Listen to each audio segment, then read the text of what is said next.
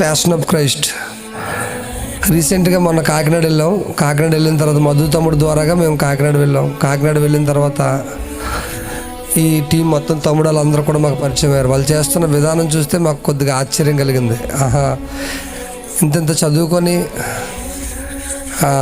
జాబులు చేసుకుంటే ఒక ₹1,00,000 లేదా ₹2,00,000 జీతాలు వచ్చి అట్లా విడిచిపెట్టి దేవుని పని కోసం యథార్థంగా పనిచేస్తున్నారు. వాళ్ళు అవసరమైతే తుడిచేస్తున్నారు కూడా.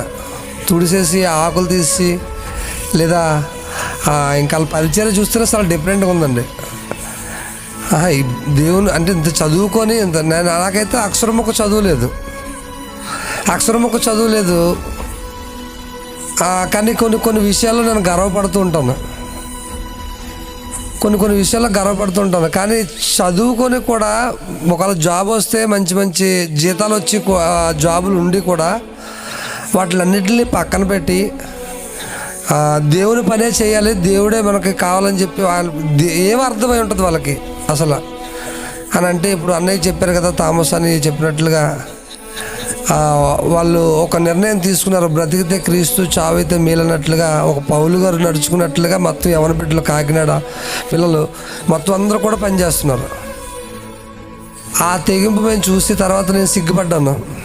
ఎన్నాళ్ళు బట్టి ఒక 5-6 సంవత్సరాలు బట్టి మేము కష్టపడుతున్నాం దేవుని పనిలో. పడిపోతున్నాము, మళ్ళీ తిరిగి లేస్తున్నాం, అలా చేయకూడదే, ఏదో ఒకటి చేయాలని చెప్పి ఆశపడి ఏం చేస్తామంటే ఈ మీటింగ్ కోసం 15 రోజులు బట్టి కష్టపడుతున్నాం. ఈ చిన్న మీటింగ్ అంటే చిన్న మీటింగ్ కాదు, దేవుని విషయం, మా విషయంలో లేదా దేవుని విషయంలో పెద్ద మీటింగే.